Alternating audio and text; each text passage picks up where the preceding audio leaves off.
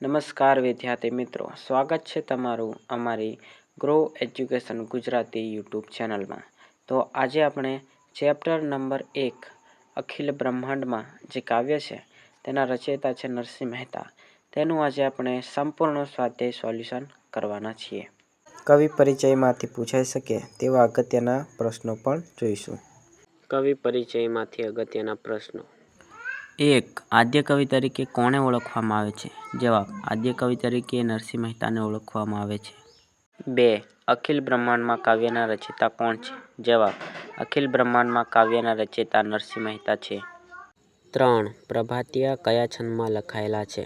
જવાબ: પ્રભાતિયા ઝૂલણા છંદમાં લખાયેલા છે. સ્વાધ્યાય. પ્રશ્ન 1. નીચેના પ્રશ્નોના એક એક વાક્યમાં ઉત્તર લખો. 1. સમગ્ર બ્રહ્માંડમાં કોણ વ્યાપેલું છે? જવાબ: સમગ્ર બ્રહ્માંડમાં શ્રીહરિ પરમાત્મા વ્યાપેલા છે. 2. પરમાત્માએ વૈવિધ્યપૂર્ણ સૃષ્ટિનું સર્જન શા માટે કર્યું છે? જવાબ: પરમાત્માએ પોતાની રસવૃત્તિથી અનેક રસ લેવા માટે આ વૈવિધ્યપૂર્ણ સૃષ્ટિનું સર્જન કર્યું છે. 3.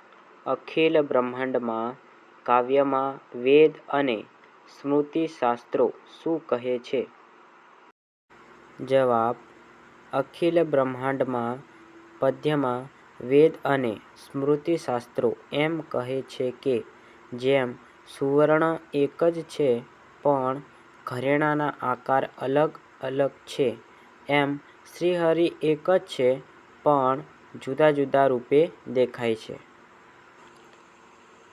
4. કવિના મતે ઈશ્વરને કઈ રીતે પામી શકાય છે? જવાબ: કવિના મતે ઈશ્વરને કેવળ પ્રેમ ભક્તિથી પામી શકાય છે. 5. જ્ઞાન ગ્રંથો થકી કઈ પરિસ્થિતિ સર્જાય છે? જવાબ: જ્ઞાન ગ્રંથો થકી ઈશ્વર સંબંધી ગેરસમજની પરિસ્થિતિ સર્જાય છે. પ્રશ્ન નંબર 2. નીચેના પ્રશ્નોના 2-3 વાક્યોમાં ઉત્તર લખો. 1. પરમાત્મા પૃથ્વી પર કયા કયા સ્વરૂપે રહેલો છે? જવાબ: પરમાત્મા તાત્વિક દ્રષ્ટિએ એક જ છે છતાં પૃથ્વી પર જુદા જુદા રૂપે અનંત ભાસે છે. આપણા દેહમાં તે દેવ રૂપે છે, તત્વમાં તેજ રૂપે છે, શૂન્યમાં શબ્દ રૂપે છે.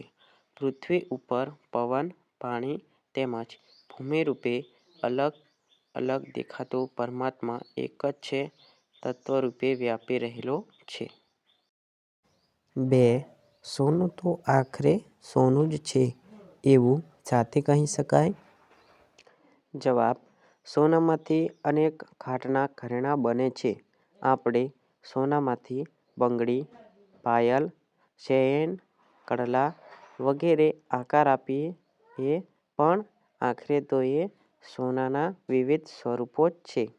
એ પરથી કહી શકાય કે સોનું તો આખરે સોનું જ છે. 3. બીજ અને વૃક્ષનો કાર્ય-કારણ સંબંધ સ્પષ્ટ કરો. જવાબ: કારણ વગર કાર્ય સંભવી શકે નહીં. તે જ રીતે બીજ એ કારણ છે તો વૃક્ષ એ કાર્ય છે. બીજને જમીનમાં અંદર રોપવામાં આવે તો જ તેમાંથી થડ, ડાળીઓ, પાંદડા, ફળ, ફૂલ વગેરે વિકસે અને વૃક્ષ બને. આમ બીજ અને વૃક્ષનો કાર્ય-કારણ સંબંધ બને છે. પ્રશ્ન 3. નીચેના પ્રશ્નોના સવિસ્તાર ઉત્તર લખો. 1. આ પદ્યમાં નરસિંહ મહેતા પરમતત્વને શી રીતે સમજાવે છે? જવાબ: આ પદ્યમાં પરમતત્વને સમજાવતા નરસિંહ મહેતા કહે છે કે સમગ્ર બ્રહ્માંડમાં એક શ્રીહરિ જ સર્વવ્યાપી છે, પરંતુ સૌને એ જુદા જુદા સ્વરૂપે દેખાય છે. કવિ કહે છે કે હે કૃષ્ણ, તું સર્વવ્યાપી છે.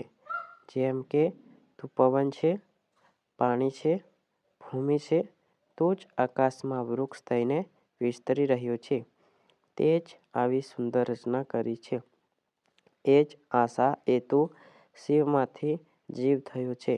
વેદ એમ કહે છે કે કનક અને કુંડળમાં કોઈ જ ફરક નથી. કનક એટલે કે સોનુમાંથી કોઈ પણ ઘાટના અલંકાર ઘડાવો, પરંતુ એનું મૂળ તત્વ તો સોનું જ રહે છે. આ વાતને શ્રુતિ અને સ્મૃતિ પણ યથાર્થ ઠેરવે છે. પરમાત્મા વિશે વાત કરતા ગ્રંથોએ ગરબડ કરી છે. તેથી અસ્પષ્ટતાના કારણે જેને જે ગમે તેને જ પૂજે છે. મન, વચન અને કર્મથી એને જ સત્ય માની પૂજે છે. કવિ કહે છે કે બીજમાં વૃક્ષ અને વૃક્ષમાં બીજ તું જ છો.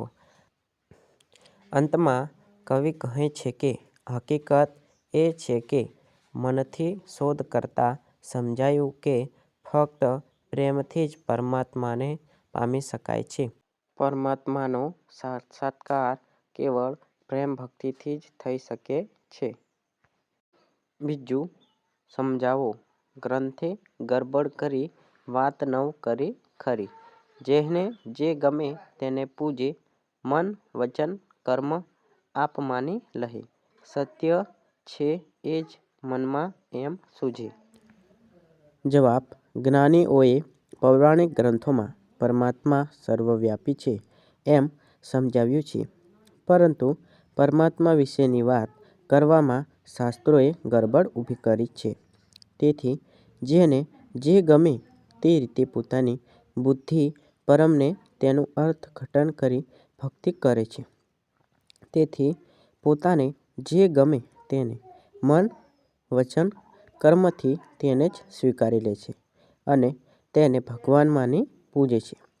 મન, વચન અને કર્મથી તેને જ સ્વીકારી લે છે એ જ સત્ય છે એમ એમણે માની લીધું હોય છે. તો વિદ્યાર્થી મિત્રો, અમારી ચેનલ ગુરુ એજ્યુકેશન ગુજરાતીમાં તમને ધોરણ 10 અને ધોરણ 12 માટે પરફેક્ટ ગાઈડન્સ મળી રહેશે અને બોર્ડ એક્ઝામ 2027 માટેની જે ટિપ્સ છે તે પણ તમને મળી જશે. અમારી ચેનલ પર તમને ગાઈડન્સ, દરેક ચેપ્ટર વાઇઝ સ્વાધ્યાય અને વિષયવાર બ્લુપ્રિન્ટ પણ મળી જશે અને સાથે સાથે સ્ટડી મટીરિયલ પણ મળી જશે. તો વિદ્યાર્થી મિત્રો, અમારા વિડીયોને લાઈક કરી, અમારી ચેનલને સબસ્ક્રાઈબ કરી અને બેલ આઇકનને ઓલ પર પ્રેસ કરીને રાખી દેજો, જેથી કરીને અમારો નવો વિડીયો સૌથી પહેલાં તમારી પાસે પહોંચી જાય. અને નેક્સ્ટ વિડીયોમાં તમારે શું જોઈએ છે, બ્લુપ્રિન્ટ કે સ્વાધ્યાય, તે પણ કોમેન્ટ કરી દેજો.